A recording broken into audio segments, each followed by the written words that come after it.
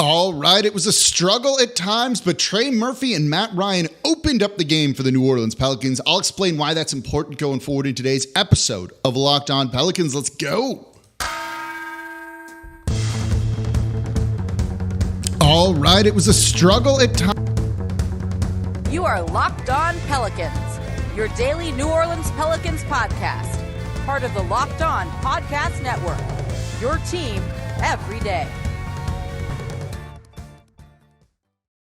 Welcome to another edition of Locked On Pelicans, the daily podcast covering your favorite team, the New Orleans Pelicans and NBA, part of the Locked On Podcast Network, your team every day, available wherever you get your podcasts and available on YouTube. I'm your host, Pelicans Insider, credential member of the media, Jake Madison, at NOLA Jake on Twitter. Here with y'all on this Wednesday, it's not really a Wednesday, it will be the Wednesday show, doing a live show Tuesday night for you right after the Pelicans beat the New York Knicks 115-92, a much needed win to avoid a 3-game losing streak, get back to winning ways, couple it with the Dallas Mavericks losing in dramatic fashion. New Orleans jumps back up to the 5th seed in the Western Conference playoff race. This was a big one, and we got some important contributions from Trey Murphy, from Matt Ryan, opening up a bit of a struggle game at times for New Orleans. Today's episode of Locked On Pelicans is brought to you by FanDuel. Make every moment more. Right now, new customers get $150 in bonus bets with any winning $5 bet. That's $150 if your bet wins. Visit FanDuel.com/locked-on to get started.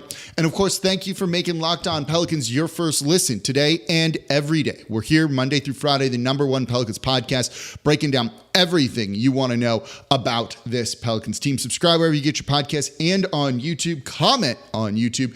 And of course, tell a friend about the show. Become an everydayer. All of the things.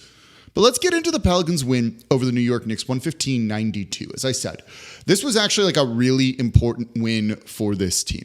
You know, if they had gone on an 0-3 skid, we'd start to worry about them a little bit. And when you watch the start of this game, they were kind of heading in that direction, right? This team didn't inspire a whole lot of confidence in what they were doing, particularly offensively. They did a good job, I thought, defensively in the first half, and it would have been even better without some of the turnovers from the New Orleans Pelicans. They had 8 in the first half alone, leading to some easy transition points for the New York Knicks. But the Knicks being shorthanded with no Brunson, no Julius Randle, no Mitchell Robinson and others, you needed to get this win, right? You needed to just kind of inspire some confidence in this team. And it took a little while, and it took kind of cracking the lineups, and it took a very good adjustment from Willie Green in this one. But finally, it started to get done. And that was when the game just got like unmucked up, right? There was more spacing, and that comes from shooting. And that's why, as I titled the episode here, Trey Murphy looked back in this game. Leading scorer for the New Orleans Pelicans, 26 points on the night. The big thing is, though, the 6 of 11 from 3. It's 54.5%. 7 rebounds, 4 assists, no turnovers. Also had a steal in this one. He was awesome. In a game where they just needed someone else to step up. The New York Knicks were doubling Zion. They were taking away the lane. Brandon Ingram was having trouble getting to his spots and getting off uncontested shots at the rim or mid-range jumpers too, because the paint was just crowded, and you could see how it was affecting Zion Williamson and Brandon Ingram. And then Willie Green made an adjustment after halftime. When Matt Ryan didn't play at all in the first half, he played in the second. And that was so important, I thought. He came in, immediately hit a 3 off of a Zion Williamson assist, hit another 3, and then Trey started to get going in this one. And the second those 3s started falling down, you saw Zion have a little bit more room to work. Brandon Ingram have a little bit more room to work. And both of them had very efficient nights. Brandon Ingram with 24 points on 18 shot attempts. Zion Williamson, 21 points on 15 shot attempts. We'll talk more about Zion in the next segment and in the third segment too. There's something about his game I want to look at too. We'll also talk about Bounce TV and why it was on there versus elsewhere. We'll talk about that in the third segment too. It's not listed kind of in the show notes with everything here. But you saw that once the court got spaced, right? Like things looked so much better. So much better for this team. It's why that's important, right? It's why it's important that a guy like Brandon Ingram takes threes as well. I was actually just on the Locked On Pacers podcast doing a guest spot on there since the Pelicans play them the next 2 nights, and they were talking to me about team building on there. And I said it's tough to build around 2 players if they don't shoot threes. They need to complement each other.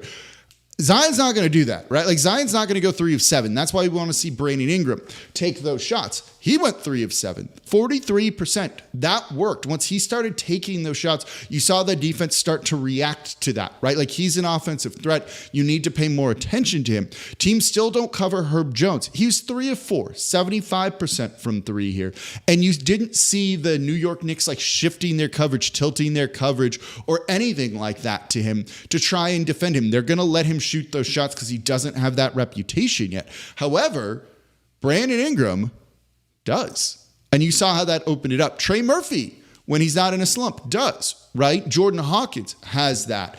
And even Matt Ryan, again, 2 of 2, has that. So Willie Green putting in Matt Ryan, trying to get more spacing out there to kind of unclog the paint was a really great adjustment. But this is why Trey Murphy is so important to this team, especially if CJ McCollum's not going to be playing, because that kind of changes it a little bit too.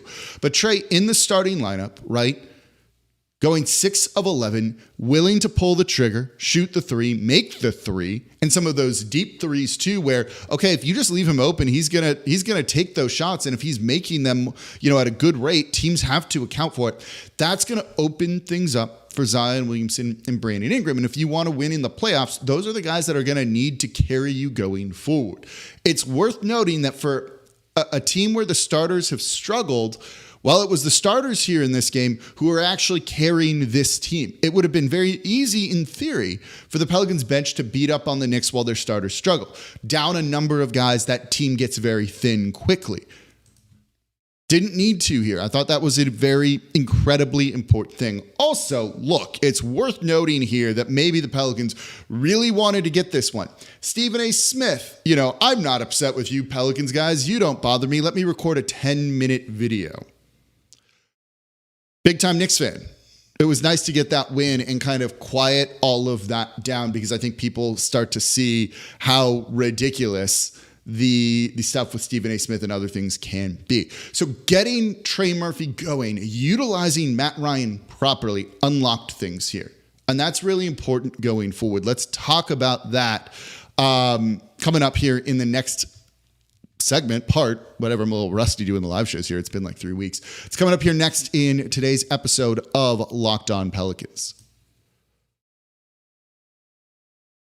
Today's episode of Locked On Pelicans is brought to you by BetterHelp. Sometimes we all need the opportunity to get something off of our chest. Big or small, certain things can really start to get to you. It's important to let that out, especially to someone who's unbiased in your life. So today, I want to say how I really feel about something. You might even be thinking about the same thing this week. And it actually has to do with this game. When Jose Alvarado not playing in New York City, which is so important to him, I'm kind of like, I don't think he should have had a 3-game suspension. Thomas Bryant came over to the Pelicans side of things. It wasn't the other way around. Should they really be suspended the same amount of games? I think 1 would have been enough for Jose. He should have played in this one because it matters here. So therapy can be different for everyone. Most of us have bigger problems than our favorite sports teams, and it's important to get things off your chest every once in a while. So if you're thinking about starting therapy, give BetterHelp a try. It's entirely online, designed to be flexible and suited to your schedule. Visit BetterHelp.com/LockedOnNBA to get 10% off your first month. That's BetterHelp, HELP.com/LockedOnNBA to get started. Today's episode of Locked On Pelicans, I'm excited to tell you, is brought to you by Stitch Fix. You know that instant confident boost when you get from an outfit that makes you look really good? That's what you can get from Stitch Fix. Easily upgrade your wardrobe this year with a professional stylist that helps you find new on-trend favorites that will work for you. Just give your stylist your size, your style, your budget. You can order boxes when and how you want. They're going to send 5 pieces picked just for you in outfit recommendations. You keep what works, you send the rest back, because Stitch Fix makes it easy. I don't like shopping. This is going to save me tons of time. I get outfits that are going to make me feel really good. And if you don't love something, just send it back. Shipping, returns, and exchanges are always free. So style that makes you feel as good as you look. Get started today with StitchFix.com/LockedOn. That's StitchFix.com/LockedOn. StitchFix.com/LockedOn. And thank you for making Locked On Pelicans your first listen today and every day. We're here Monday through Friday, the #1 Pelicans podcast, breaking down everything you want to know about this Pelicans team. Looking right now at the Pelicans' big win over the New York Knicks. That's like a feel-good win, like one of those deep down, like stick it to them kind of wins, which I enjoyed. Sweeping the season series, by the way, with the New York Knicks, 115-92. Subscribe wherever you get your podcast. We are part of the Locked On Podcast Network, your team every day, the #1 Pelicans podcast. Become an everydayer. Listen Monday through Friday. So this game was worrying for a little bit, right? The offense really struggled in the first half, just having 48 total points. Now, they had a lead going in, and that I thought was really important. But scoring just 48 points against a team that was very, very shorthanded, the Pelicans having zero rhythm offensively whatsoever, is the type of thing that you're like, you guys got to get it together, right? Like that's going to kind of be what this comes down to for this last stretch run of the season. I was a little late getting the show going live because I just did our Locked On Sports Today show and did a quick hit for them. And when you look at this, right, like the question for the Pelicans here is not how high their ceiling is. The ceiling for this team is really high. They're 5th right now. And they're only 2 games back in the loss column right now of the Los Angeles Clippers. Like they're in contention here for even a potentially higher seed than just 5. The question is not how high is their ceiling. Their ceiling is high. The question is, will they reach it? And it is not a matter of when, it's a matter of if at this point, right? You're running out of games. I think there are 24 games left to go. And this team really struggled in the first half of this game. Right? It took the halftime adjustment of putting Matt Ryan in. It took Trey Murphy finally getting going and going off, right? Like this is one of those things where if that doesn't happen, you might lose this game. And that's also where the starters were kind of struggling a little bit in the first half of this. This is something that I have long said, right? You know, the Pelicans are close enough record-wise to the Clippers, the Nuggets, but they're not talked about in the same category as those teams. And they shouldn't be, because those teams, you know, you can rely on the starters. There's some consistency there.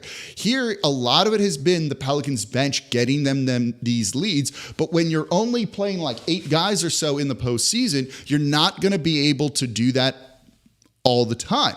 So if you go up against a team where their starters are basically just smoking the Pelicans starters, that's a problem, I think. And that's how you lose a playoff series. Now, if they figure it out and this starting unit starts to work well together, and look, when you have Herb Jones go 3 of 4, he's going to be close to 45% probably on the season after this game. I don't have the updated numbers in front of me here, right? Defenses are eventually going to shift their coverage to guard him. But it was very obvious that that is not the case in the first half of this game. So you need to find ways to kind of work around that. That is a lot of the time Brandon Ingram setting a screen for Zion Williamson and having him pop out to the 3-point line so that when they try and trap Zion off the dribble, you have Brandon Ingram right there open for 3.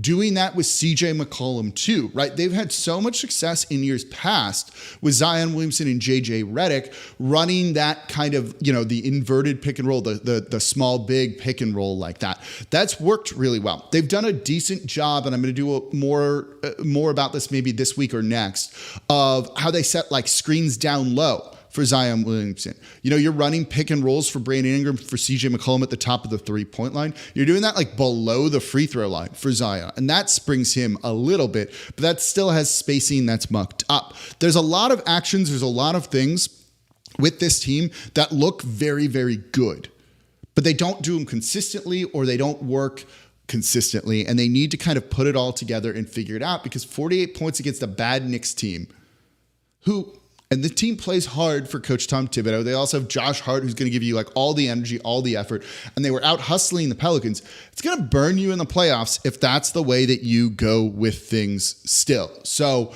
you need to get that kind of figured out sooner rather than later, because you want to have some time to be able to get some reps in from this before you go into the postseason. If you're like, okay, now we're ready, hitting our best game 1 of the postseason, you're probably still going to be in trouble. You still are going to have some things to kind of iron out, and you definitely want to be playing your best and not just getting there at the start of the postseason. So the offense here was still, very much a struggle at times. I don't know if there's necessarily an answer with the starting unit, unless it's just the way you kind of have Brandon Ingram and Zion Williamson interact and play off of each other more.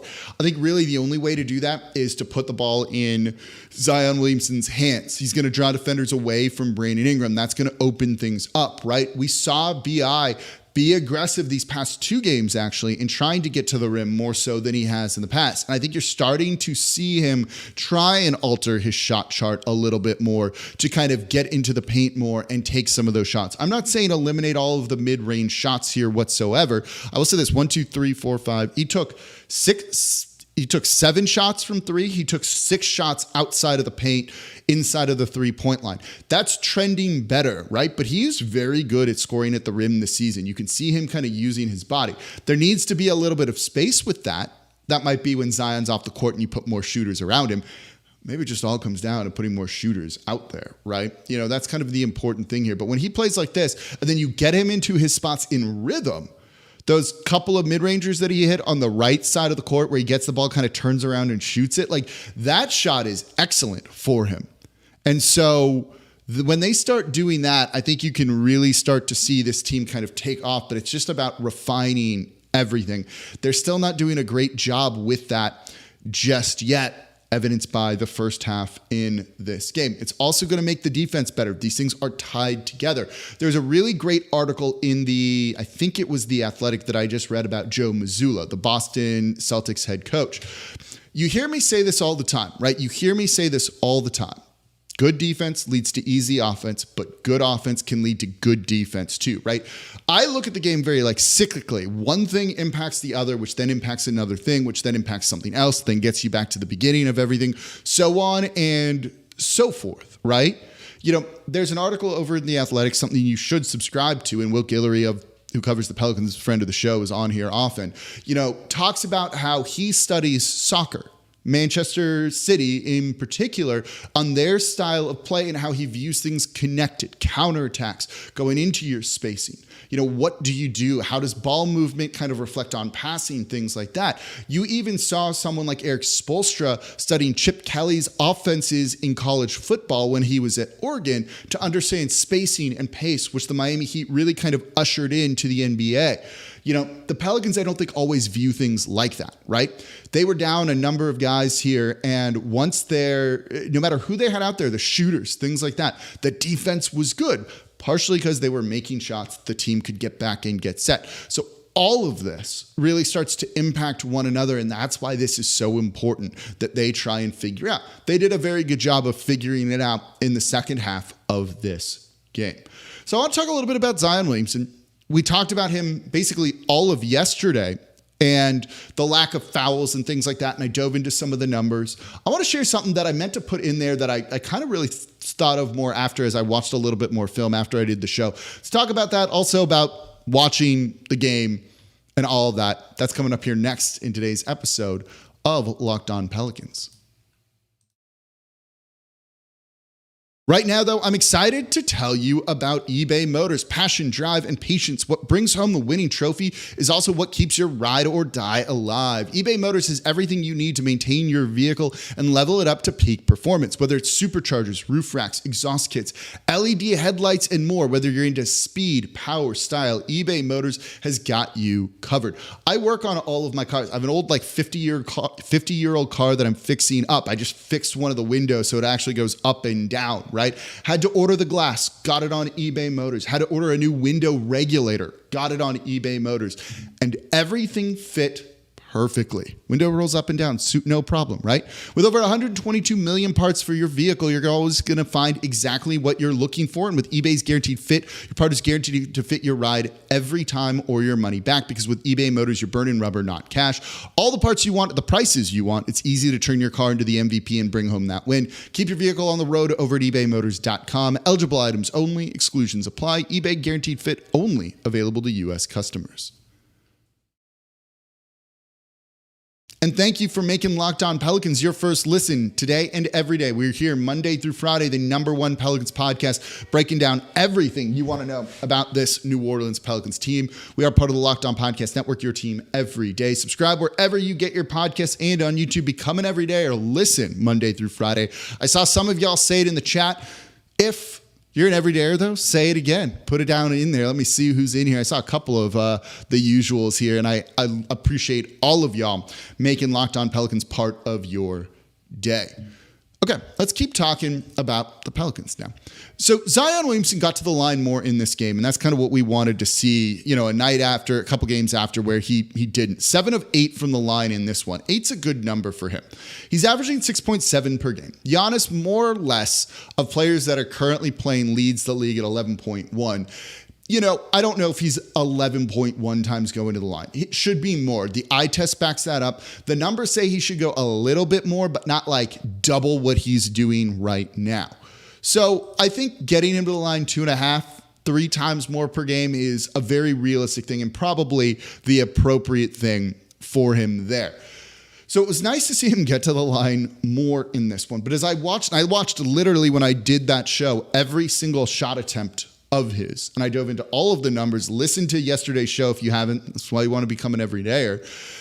One of the things that I think he can really do that would help him get to the line more, and you're starting to see it, but it's not quite there yet, right? Like, one thing to note is he is expanding his game a little bit more. It's getting pushed out of the paint a little bit more and into some kind of mid-range territory while still in the paint. It's that 3 to 10 foot range of shot attempts because teams are just walling it off and he has to do something else. So you're seeing more of kind of that floater game, right? The runner, the kind of shot put type of shot that he does. Those aren't the best shot attempts, but if that's what you got, that's what you got kind of thing. One thing though, and this is easier said than done, that I think he really starts to need to learn to do, and he's going to need a better handle for this, is he needs to add a little bit more of a hesitation game to the way that he plays, to his bag, right? One of the things is when he gets a full head of steam, like that dude is just moving downhill. It's like a runaway train. There's not a whole lot you can do to kind of hit the brakes there. There's not enough stopping power necessarily. So once he gets going, though, if he were to be able to stop and pump fake or put a small move on or just simply stop, right? Like that, I think would get defenders off of their feet. And if they're already up in the air, then you go up with one of his moves attacking the basket. The defender's off balance. They're clearly not going to be going up and down. And I think that's when you can really draw a ton of more fouls here. That's, as we talked about in yesterday's show, right? Like Zion and the team are, have culpability in terms of him not getting to the line as much as you would probably like. So he needs to add that to his game. He needs to get a better handle to do that, I think. I think if he tried doing that a lot right now, he would just lose the ball. I think that you've definitely seen Zion Williamson, lose the ball more often than not. Part of it is just going into multiple bodies. There's lots of arms there. It knocks the ball loose. They're also not going to give you a ton of foul calls here if you look like you're just out of control. And so he needs to add that aspect of control to his game.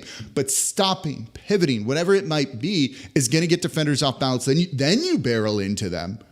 And then I think you're in a very good position to draw fouls, get to the line. But him going to the line 8 times I thought was really good here. The Pelicans also hitting nearly 53% of their threes, spaced the court out for him, gave him some more room to work. One of the things I've long said, and this comes from NBA players telling me this and coaches telling me this, right? If the court is spaced, the sight lines for the refs are better. If there's bodies in the way, they straight up might actually miss foul calls because they can't see it, and they're not going to call what they can't see. This could get fixed by them adding a 4th official, which honestly might impact the officiating problem, probably makes a difference to the officiating problem here. And I think that's a really important thing to kind of keep in mind too. But getting that handle a little bit better, a little bit tighter that allows him to do some other move is going to complement the elite finishing that he has here, right? That's really going to help him and kind of take his game to the next level. I always get asked over the offseason, what do you want Zion to add most to his game? Is it a jumper? Is it a floater? Is it a mid-range game, a 3-point shot? Now, I want him to get a handle. If he gets a slightly better handle, he's going to be pretty unstoppable and be able to dance through the paint, where he's already very good at doing that because the body control is there. But not losing the ball a little bit more would definitely be a good thing. So I really think he can add to that, and that's where you'll start seeing him get to the line 9, 10, 11 times per game, because defenders are going to be off balance. And that, as we talked about in yesterday's show, has a significant impact on this team overall, because now all of a sudden the team is in the bonus more. So you're getting easy points at the free throw line, the most efficient shot in the league. So all of that, I think, is a real big thing that the Pelicans can do to kind of really improve. Probably not this season, but going into next season here. One thing that's worth noting here, the game was not on Bally Sports, which I think most people are going to be happy about, but was on the Gray television station family of stations here, which you all don't really care about. You care that it was on Bounce TV as opposed to Fox 8 New Orleans, right? WVUE. Again, you don't care about those names. It's Fox 8 and Bounce TV. Because Fox that channel is not owned by like Fox, the company. They're an affiliate, meaning they basically, I believe, like pay Fox to air programming, or Fox pays them to air programming, when things like Jeopardy or Wheel of Fortune, or apparently y'all love this show. The floor was what was going on during the Pelicans game. They can't preempt that stuff and put the Pelicans game on. I think they're contractually obligated, this is my understanding of it, to be able to play all of that Fox kind of syndicated affiliate programming. So that's why it was on Bounce TV versus Fox, which sounds like it created some issues. This is why I have long said for like a year now that I don't know if they're necessarily going to put all of the Pelicans games next year on Fox 8 here in New Orleans, WVUE, because that seems to be a bit of a problem if they have Fox 8 programming that they can't preempt. And look, there's a reason this was on Bounce TV instead of Fox. That wasn't the channel's choice. They wanted to, or the Pelicans' choice. They wanted to definitely have it on the main channel. It was, I believe, due to just contractual stuff like that. So that's an important thing to really keep in mind. That's also per a source, by the way, with all of that. So that's actually what happened here when it comes to that. I think there's only so much Fox programming they can take off in favor of other stuff. And I think they're kind of at that limit, essentially. Hence why this, and I believe a couple of other games, are on Bounce TV as well. So that's just something that kind of added into a little bit of the confusion. But good win for the Pelicans, I thought. Happy to see them get the dub in New York. Really nice after all the Stephen A. Smith stuff, which we're not going to spend time on here because I don't care to give him attention. And we got more important things to talk about with this team, like spacing, like offense, Zion drawing fouls. It was a good performance all around. All right, that's going to do it for this episode of Locked On Pelicans. Do me a favor tomorrow, Wednesday. Some of you all I said were like, oh, if I'm going to watch this live now, I don't need to watch it tomorrow or listen tomorrow. Listen to Locked On NBA instead. Make that your second listen. I'm on there every single Wednesday. It's our national show covering the biggest stories around the league. We're going to talk officiating on there. We're going to probably talk about what the Bucks were doing to the Charlotte Hornets, where they more than doubled their score at one point. Max Strus hitting a massive shot for the Cleveland Cavaliers. We're going to talk about Joel Embiid and other things too. So it's fun covering that, being on kind of our national big show here. Make sure you listen to that tomorrow, since you've already listened to Locked On Pelicans here. So that's going to do it for this episode of Locked On Pelicans, part of the Locked On Podcast Network, your team every day. Yes, Stephen A. Smith doesn't watch Pelicans games anyway, so he's irrelevant. We're going to end there. As always, I'm your host, Jake Madison, at NOLA Jake on Twitter, and I'll be back with y'all next time.